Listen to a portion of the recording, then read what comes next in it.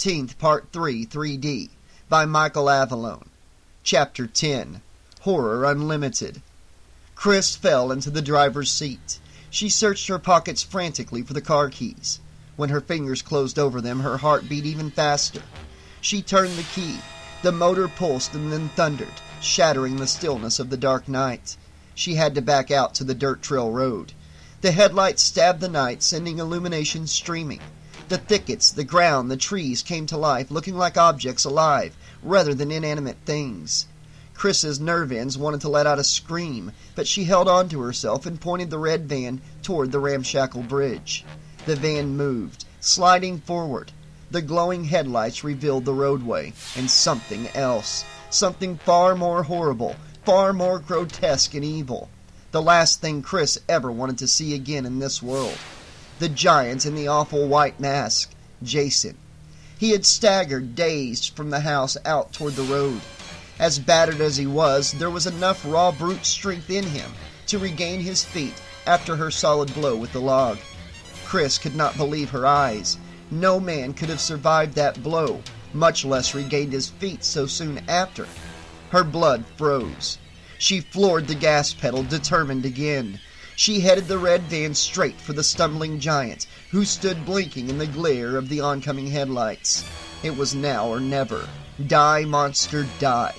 Almost crazed with exhilaration and fear, she bulleted the van toward the massive figure. Revenge motivated her as well. Pay this ghoul back for Debbie, Derek, and the others. The red van plowed on, picking up speed. The masked monster saw it coming. He blinked, almost foolishly. Chris could see the eyes behind the mask, registering shock and fright. Grimly she hung on, hands tight on the wheel. The van went on a hard line for the ghoul. Her heart beat faster. But at the last possible moment, the final second, the huge figure dove out of the vehicle's path, rolling to safety as it raced on by.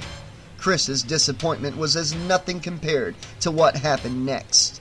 The van continued on for another 20 yards, and then amazingly, mystifyingly lurched, sputtered, and rolled to a complete dead stop right on the ramshackle wooden bridge over the dried-up stream.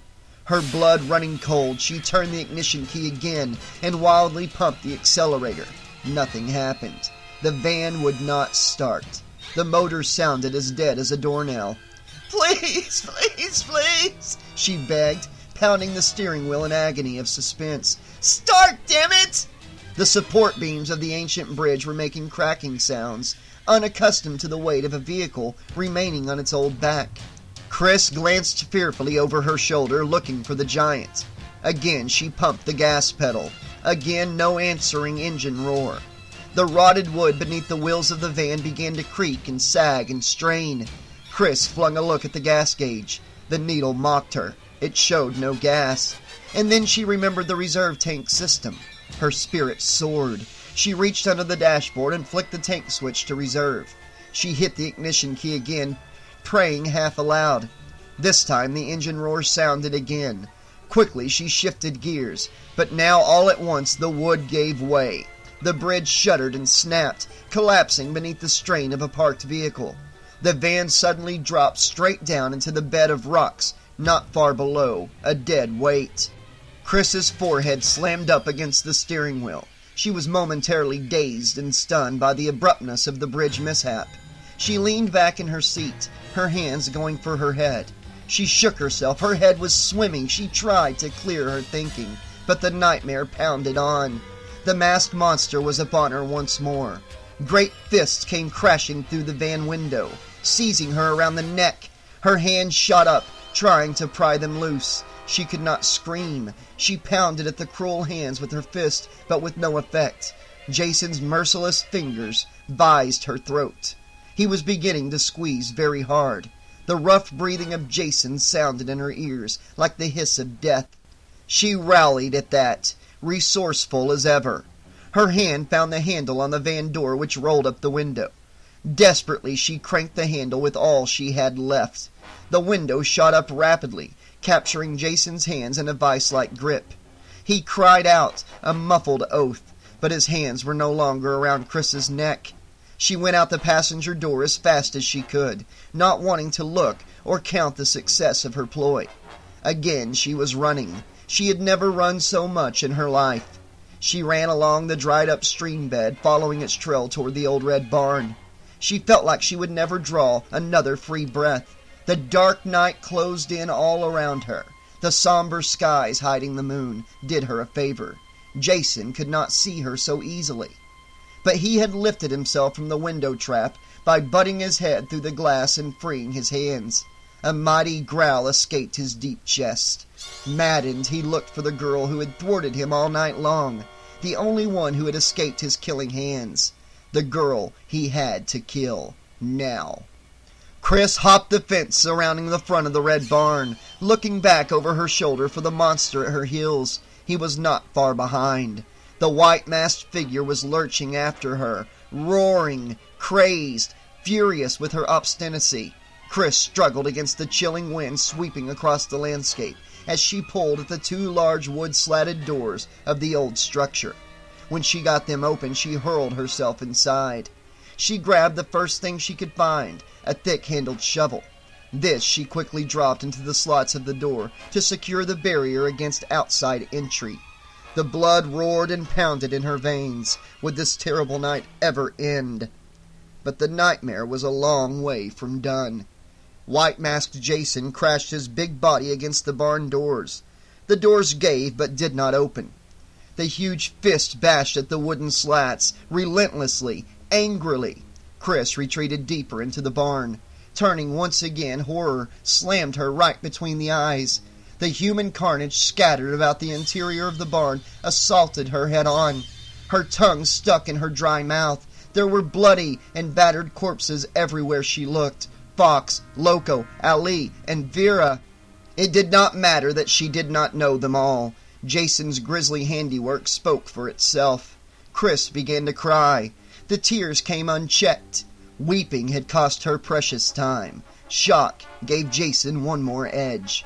He had pried the barn doors open enough to force his long arm in, to work at the shovel which was serving as a lock against his entry. He was working it out of its cradle, making rasping, whining noises. She shook herself awake out of shock and moved desperately. He had dropped the makeshift bolt out of its grooves. The wild blowing wind aided him. The doors flew open. Dust swirled around his massive form. Breathing that curious heavy sound of his, he scanned the premises of the darkened barn. There was no sign of his quarry now. Chris had seemingly vanished, disappearing in a flash. Jason entered the barn, his burning eyes searching, roving. Now, like a hunter stalking his prey, a prey that could not escape, he set the trap. He closed the barn doors, finding the original heavy bolt and sliding it in place. The noise echoed in the old barn like a thunderclap of doom. There was no way out, no way. He stalked deeper into the barn, a great ominous figure. With vengeance and determination, he began to take the old building apart piece by piece. No hiding place was too small or insignificant to evade his probing ferocity. He kicked and tore and pulled at things, ripping barriers away, kicking tools and objects out of his path. He scattered bales of hay and cans and boxes and crates. He spun machinery from his view, looking for the girl, the woman he had to kill, to make everything perfect, complete, to round out the bloodbath to a total score. It took him only moments of frenzy and activity. Then he had to stop, panting heavily, catching his breath, restoring his strength and energy. His mad eyes peered into every dark corner except the air and space above him. And there was still the second level, the loft, to run through. The hayloft, with its block and tackle. High above him, clinging to the wooden crossbeams, clutching one of the broad supports, sweating profusely, hung Chris, as still as a statue, not daring to take her eyes from the masked monster below. Jason was still creeping about, exploring, waiting for the first sign of his hidden prey. The silence in the barn now was like a thing alive. There was electricity in the atmosphere, the kinetic charge of tension, terror, and horror. Jason was listening, peering, taking his terrible time, certain of his own eventual triumph.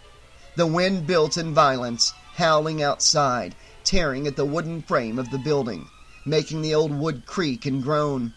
Jason spun at the sound, ready to destroy and kill.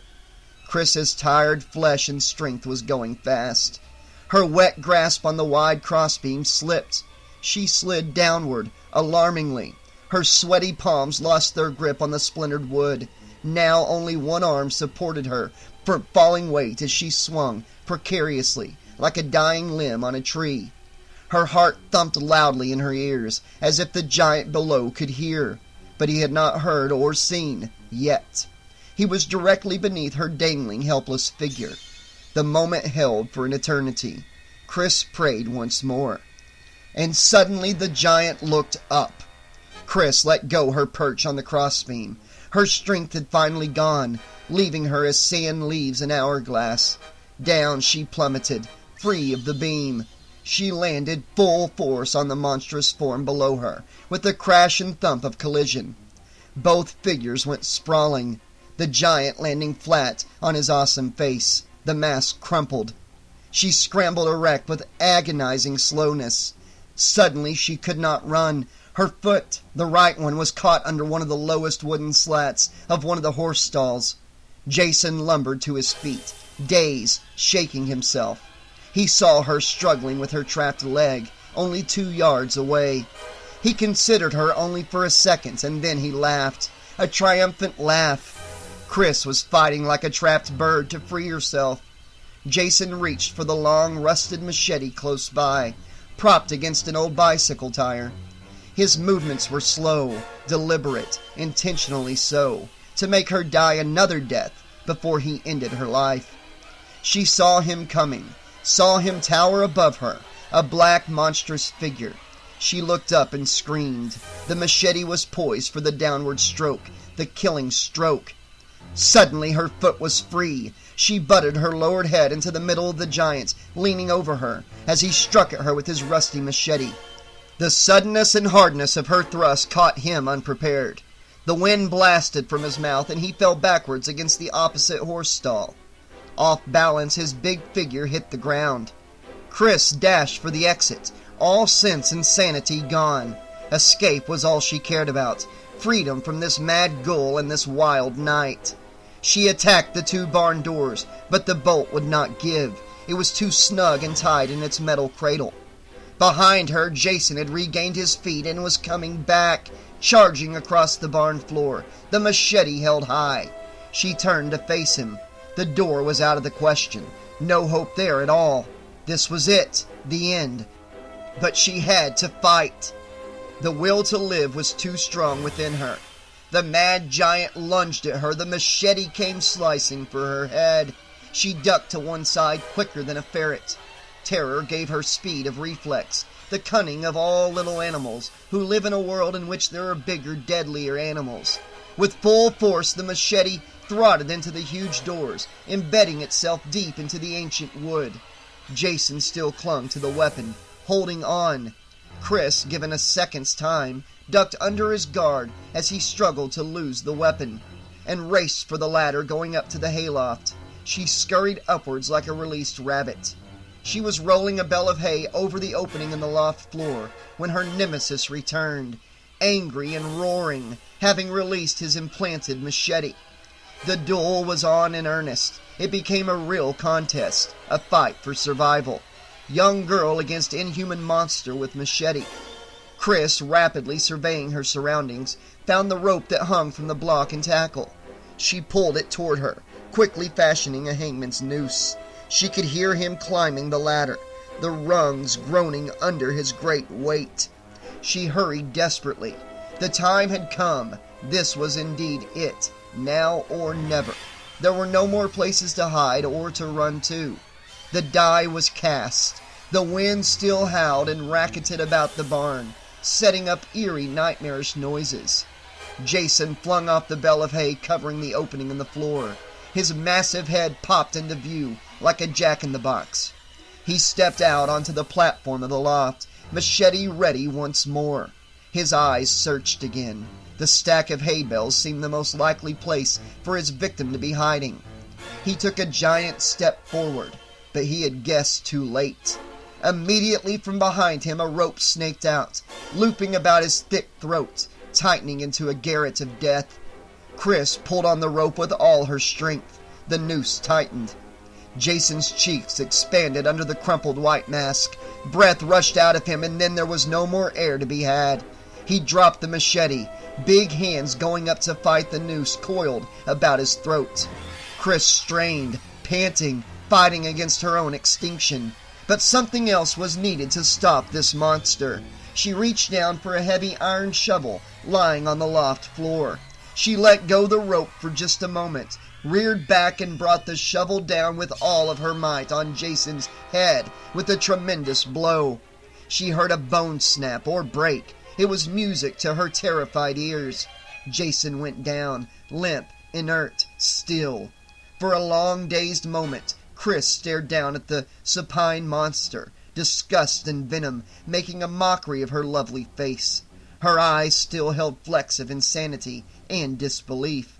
This day, this night, was all beyond belief. And this monster, what was he? Who was he? Why had he killed so many people who had never done anything to him?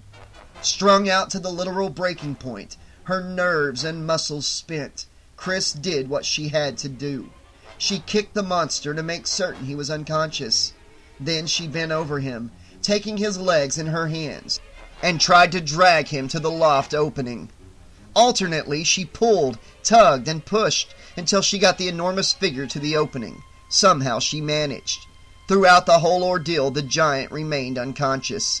But now, as she lifted his body through the opening so she could shove him out and hang him properly with the rope's end secured to the crossbeam above, the impossible happened. The mad eyes fluttered open, awake. The giant's body stirred. A great arm came up from nowhere, fastening around her lowered head. He tried to pull her down toward him, but she had planned too well.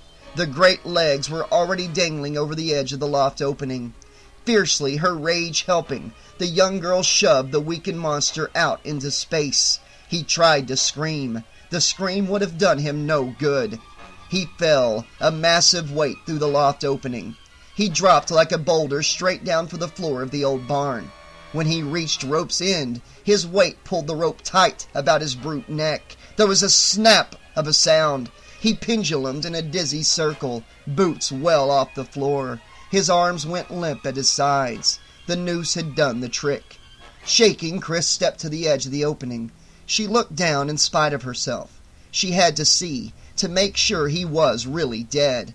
As the big body swung gently back and forth, the head lolling to one side, she began to cry with the horror and the release of it all. But she could not take her eyes off the hideous sight. Jason hung there, and her soul reveled. But at last she had to move away from that horror. It was too much. She slowly descended the loft ladder, still crying pitifully, then ran blindly for the exit. The bolt was still in place, but she hesitated before unlocking it, remembering all the deathly sights that were still outside, all her friends, the horrible scenes in the cottage. She braced herself as she pushed the doors outward, facing the wind which burst in on her, whipping her flaxen hair, battering her face and eyes and mouth and lips. She wiped her eyes clear and stepped through the door, looking outward. Again, incredibly, once more, disbelief, insanity.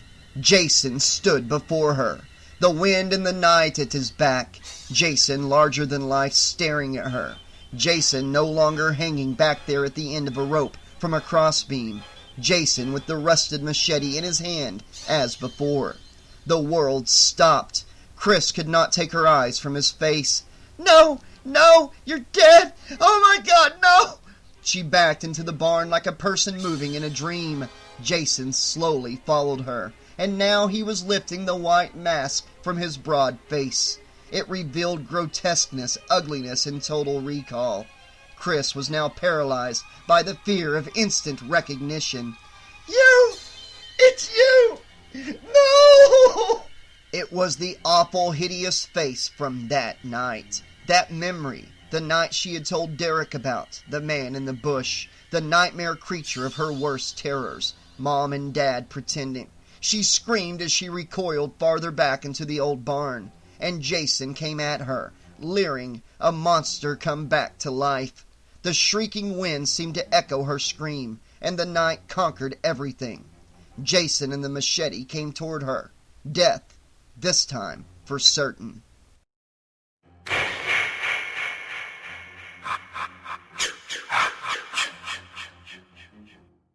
Chapter 11. Screams and Dreams.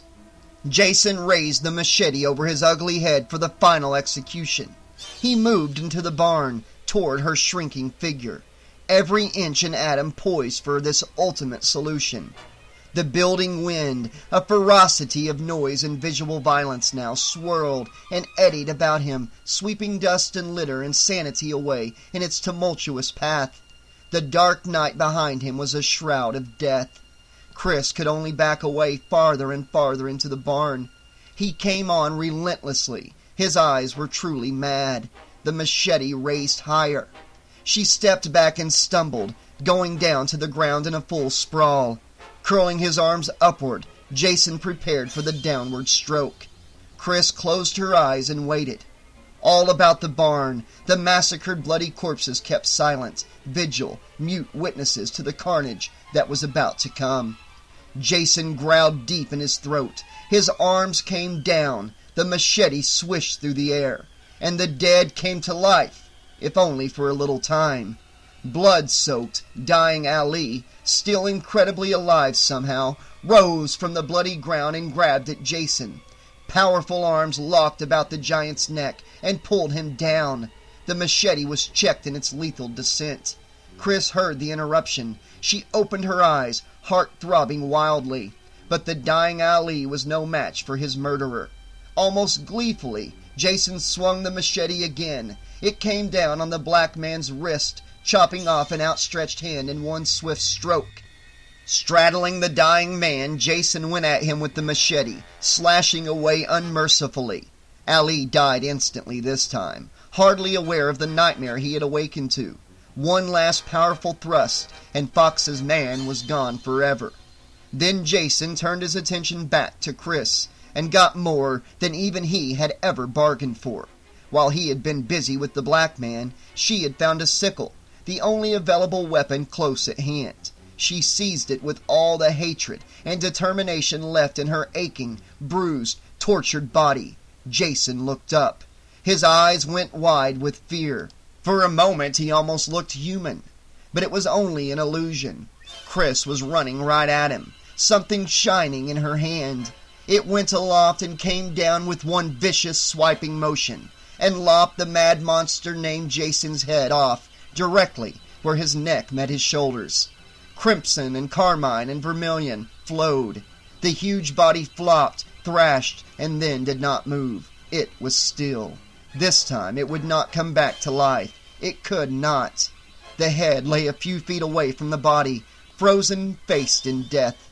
The ugliness and grotesqueness of the face was monumental. A head for all museums that specialize in horror artifacts. A monster's countenance, a ghoul's. But even in death, Jason had reached out for Chris. The awful hands came at her from a headless body reaching out. But he had finally toppled forever, and for all time. Backed against the wall of the stall, Chris stared down at the headless corpse at her feet. She was shaking again. She would never stop shaking. She began to scream again. No! No! The wild wind picked up the word and played with it, tossing it around gleefully, as it keened and whimpered in the blackness of the Crystal Lake night. The night and the wind and the dark had truly won their victory, their conquest of the living, and death was the ruler of the cottage at Crystal Lake.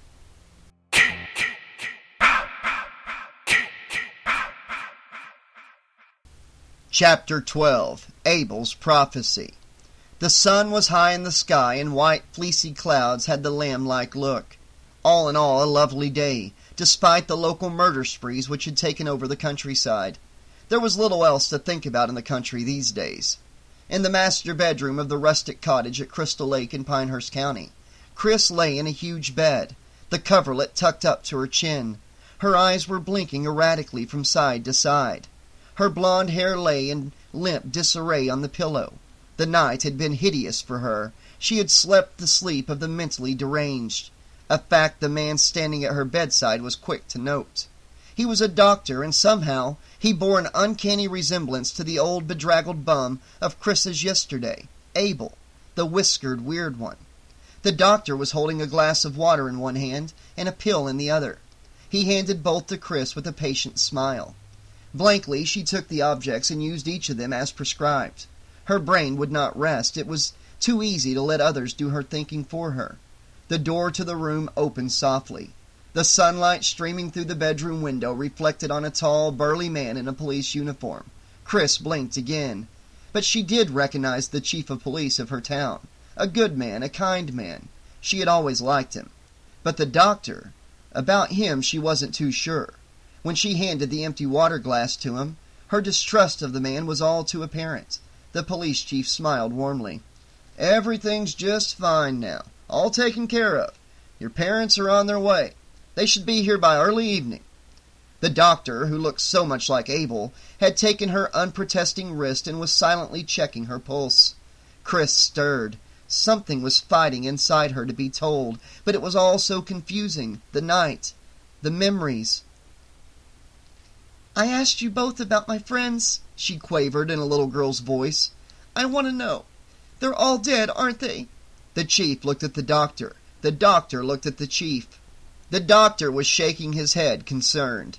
Chris got angry at that and rallied, plucking at the coverlet with nervous fingers.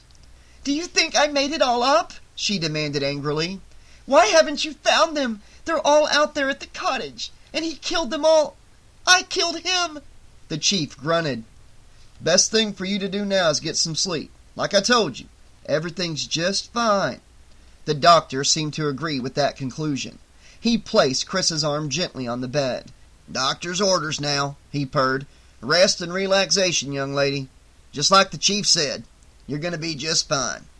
She compressed her lips in a thin line. She didn't say another word. Suspicion, doubt, and confusion dominated her mind, heart, and soul.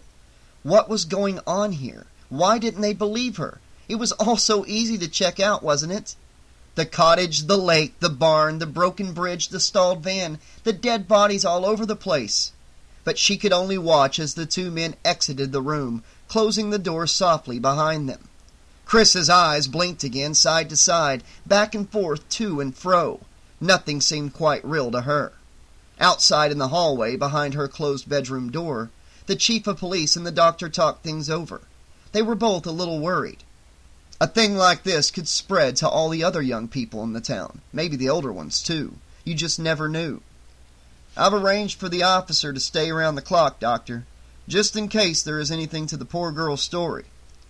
Someone should watch her, all right? In her state of mind, she's liable to do almost anything." The chief eyed him closely, running his forefinger around his nose. "What do you think did it, Doc?" The doctor stared at the closed bedroom door. "Hysteria? Too much imagination? She's a lovely young girl, and possible she spent too much time wondering about this maniac or maniacs running loose these days. All these killings and wholesale slaughters. Things like that is bound to prey on the mind, especially of an impressionable young girl like Chris." "I'll buy that," the chief nodded briskly. "She did have that bad experience a few years back when she ran away from home, if you remember." "Just so, and she is tending to relive it." The doctor rubbed his hands again. "Well, I'm off. Call me if you need me again, Chief." "Will do. Thanks for your help, Doctor." They both turned to go, passing a young police officer on duty in the living room, sitting in a chair. He rose to acknowledge his superior, and the chief waved at him. The young officer nodded. The doctor and the chief of police made their final farewells to each other and walked out the front door of the house to their respective cars. The man on guard duty went back to his chair. The weather was still beautiful. Sun splashed over the earth, tinging everything with gold. The doctor and the chief drove off, raising dust as they maneuvered down the winding dirt road to the old ramshackle bridge. The setting was still pastoral, still peacefully magnificent. Horror did not belong here.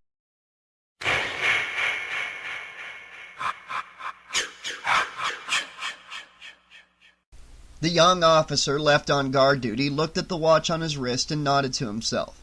He walked toward the bedroom. There was a curious expression on his face, one his chief would not have understood had he been present to see it. The young officer turned the knob of the bedroom door and swung it open. He peered in quietly. Chris was revealed, sleeping calmly on the big bed. Golden sunlight dappled her blonde hair, highlighting the damp tresses. The officer smiled, pleased. The coast was clear.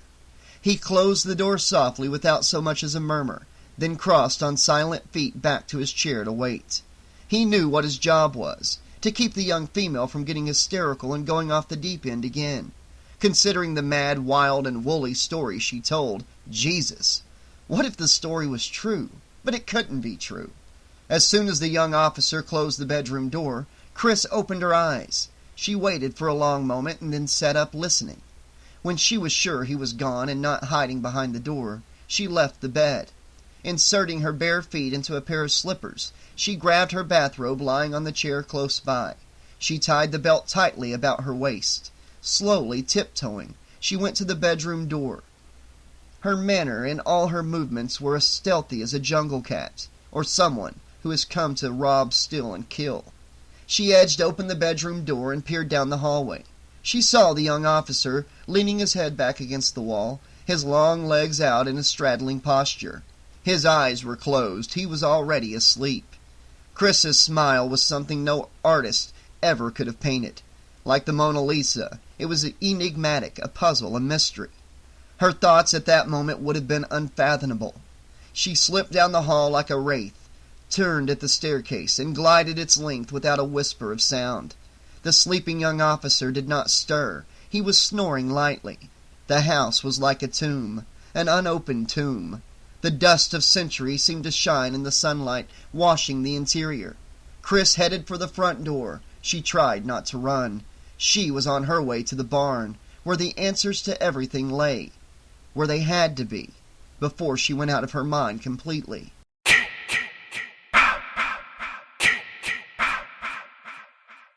Chapter 13. Terror Time Again. The sun poured into the empty barn, a place now totally barren of all its nightmarish remembrances of the previous night. The normal, everyday objects which filled it, which Chris had always known, were as they always had been, in position, not out of place. The sawhorse, the tools, the storage sheds, the horse stalls, the bales of hay, the piled boxes and crates, nothing was different. The loft ladder stood as it had always stood. The squared loft opening in the second level showed more sunlight streaming in from outside. But Chris's face showed dogged determination, purpose, and resolve. She had to know. She had to be sure. Yet it was intensely bewildering now. She raced, explored feverishly, almost wildly. From the tool shed to the ladder to the haystacks to the tool boxes that were lying on the soft earth. Rummaging, searching, hunting, like a cub looking for its mother. She needed evidence, some kind of proof that it had not all been nightmare and unreality, that she had not dreamed all of it up. Otherwise, she would go mad. She stood in the center of the barn, perplexed and sore of heart, mind, and soul. Her eyes batted furiously. The barn mocked her, somehow, as if all the inanimate objects were laughing at her. "It can't be," she muttered aloud. "Can't be. It happened. I know it did. I saw them. I did. Oh, what is going on here?" She threw her head back as if to clear it of hornets and wasps and dreaded things buzzing around in her brain. The tears started to come again, streaming down her taut face. She fell helplessly to her knees, defeated. There was no answer for her questions. The random sunlight illuminated the haystack rising before her. Something glittered there, like a lost jewel, shining, twinkling, iridescent something. She started. Her heart skipped a beat. Glints of red and green were shooting from the haystack, caught by the bright sunlight. She crawled forward on her hands and knees. She focused her wild eyes on the strange, sparkling glow. She moved to the spot on the haystack, her hands going out in a pawing gesture. An odd, dark shape now defined itself as a hand, a human hand. And on its black fingers, red and green, gleamed rings. Wincing, she picked up the hand, a bloody piece of evidence, of proof. But she remembered the big man coming to life. Jason and his machete chopping off a hand. The savage murder right before her very eyes, right here in this barn, last night. She attacked the haystack like a woman possessed, pawing, scraping, ravaging it with eager hands. She did not care what she found, no matter how grisly. Her sanity was at stake, as long as she found something, anything. Her wildest hopes were realized, her greatest horrors proven. She found a human leg, a human foot, and then a mutilated arm lying under the first layer of bloody straw. She probed deeper, her heart in her mouth. The hay gave away. Her numbed fingers unearthed more limbs, more faces, more bodily remains. What was left of Vera, Shelley, Andy, Debbie, Chuck, Chili, and those black strangers, Fox, the woman, and Loco, and Ali, and Derek, poor wonderful Derek. Transfixed, mutely horrified, she dropped the gruesome proof and retreated the way she had come, toward the barn door. Yes, she had been avenged, but at what terrible cost! She emitted one last piercing scream and flung herself from the barn of death. The scream followed her all the way up to the house, nestling among the tall old oak trees, echoing like a siren.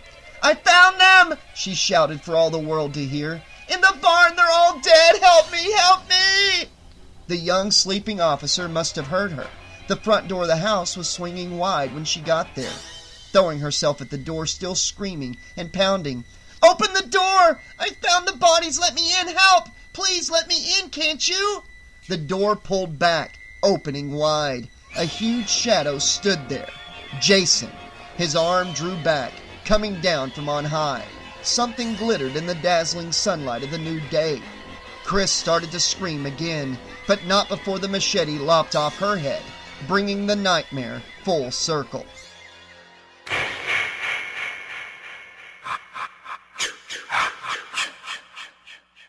Chapter 14. The beginning come as death. The young officer left on duty in the house yawned awake. Guiltily he looked at his watch. He had been catnapping for a good hour. He got up from his chair, stretched, and walked toward the master bedroom. There was a curious expression on his face. He reached for the doorknob. He turned it lightly, gently, and opened the door. He peered into the room once more as he had before, and saw the young girl sleeping peacefully on the big bed. The golden sunlight was still touching the damp blonde hair, making it radiant to see.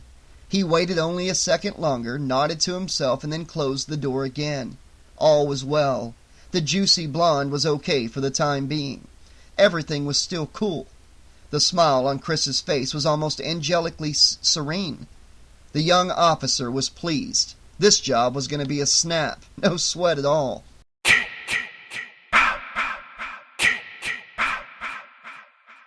Chapter 15. The Devil's Keeper.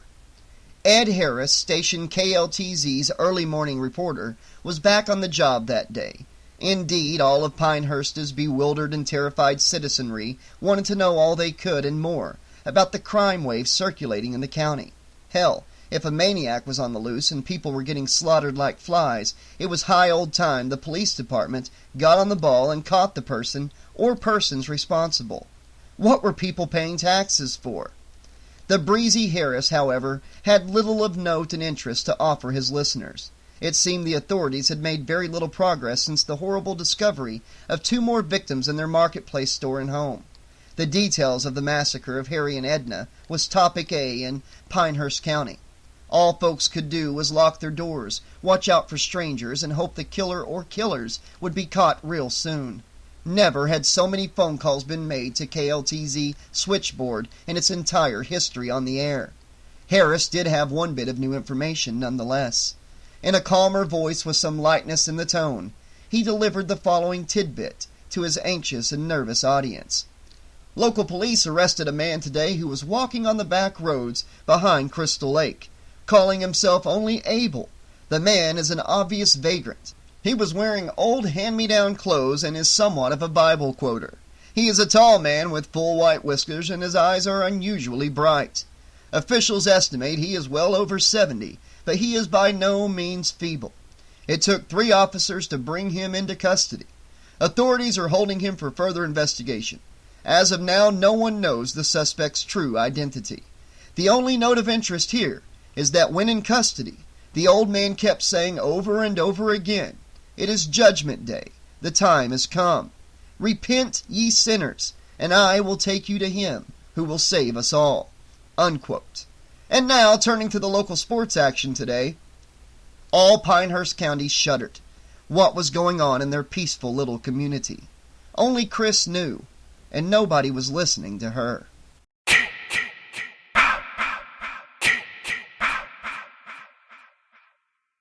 Okay, Slashaholics, this has been Friday the 13th, Part 3, 3D, by Michael Avallone.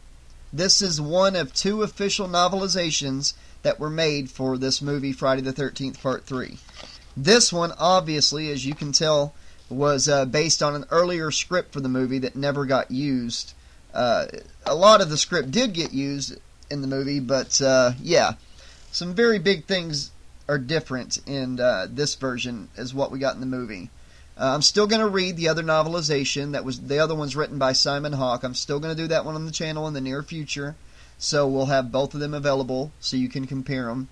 But I got a few things I want to say about this book. First off, I'm a little bit disappointed that we didn't get a few little extras here and there. We didn't get very much more backstory on the characters or Jason's inner thoughts. You know, we got him laughing and groaning and roaring and wearing a crumpled white featureless mask.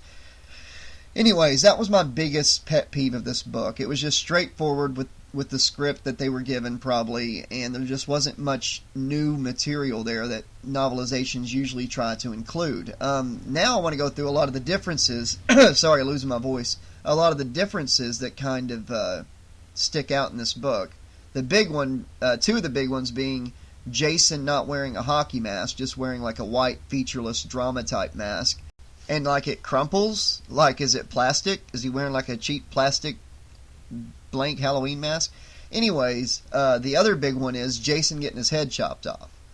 Or did he? I mean, that's the thing. It's so this ending was so confusing. I thought it was Hell Lake or Death Moon for a moment. So all this really happened, right?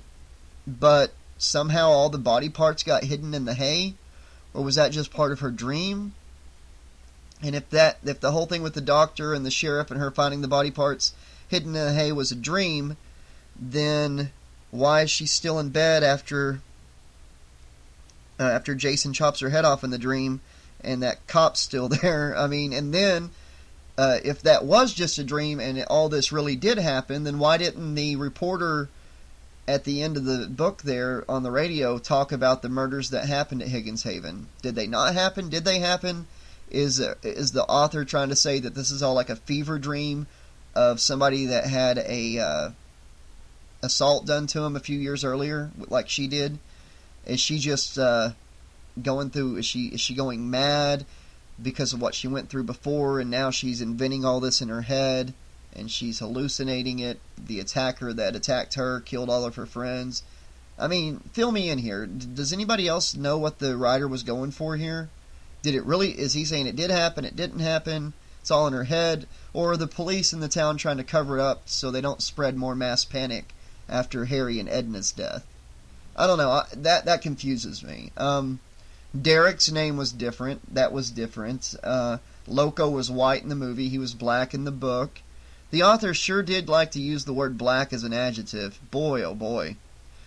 But yeah, I could go on all day about the differences, but all in all, I'm here at this end of the audiobook to give my review, kind of, my opinion on the book, and all in all, like if I had to score this one 1 out of 10, it would be like a 4 or 5. It wasn't bad, but the author depended on the whole trope of, but they didn't know what was in store, too much. And he used the words horror, terror, madness, like, together all the time. Heart, mind, and soul together all the time. I don't know, if I were to go back and count, he probably said those combinations of words like 20 times. Seriously.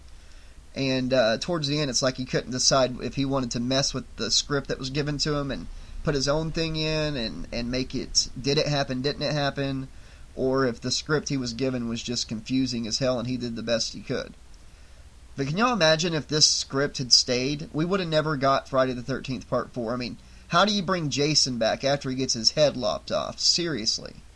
But yeah, that's it for me, guys. If you want to hear more of my discussions on the chapters of this book, go to the playlist and for this book, and you can listen to the individual chapters or 2 chapter sets where I discuss at the end of each of those. This commentary right now is going to be for the whole book, for the unabridged version, and it's going to be the commentary at the end of the final upload of the book in the playlist. As always, this audiobook and this upload was brought to you by our patrons on the Patreon page: Carl Eakins, Catherine McClear, Sean Campbell, Cecilia Spears, and Hawaii. Guys, it takes a lot of time and money to keep this channel going, and I'm not able to monetize the channel through YouTube. So if you enjoy the channel and want to see it keep going, and you want me to keep pumping out these awesome out-of-print slasher audiobooks, please click the Patreon link below. You can sign up for as low as $2 per month, and you can help me keep the channel going. For $2, hey, that's not much to get all these out-of-print rare books available to all of you, compared to what they cost for a physical copy. And whenever you join the Patreon, depending on the tier you select, you get some awesome rewards. And like I said, we have tiers starting as low as $2 to $5 per month. And every tier, no matter which tier you select, you will get early access to certain slasher audiobook narrations before YouTube gets them. So that's also a good perk. And at the end of the day, you're helping support a channel that is here for the sole purpose of catering to all horror fans out there, making these out-of-print, rare slasher gem novels available to the masses for the first time. So guys, I'd really appreciate your help with that. And until next time, this has been your friendly neighborhood 80s slasher librarian saying, thanks for listening, and it's time to move on to audiobook number 37 for the channel, where we're going to finish off the last 2 short stories of Freddy Krueger's 7 Sweetest Dreams.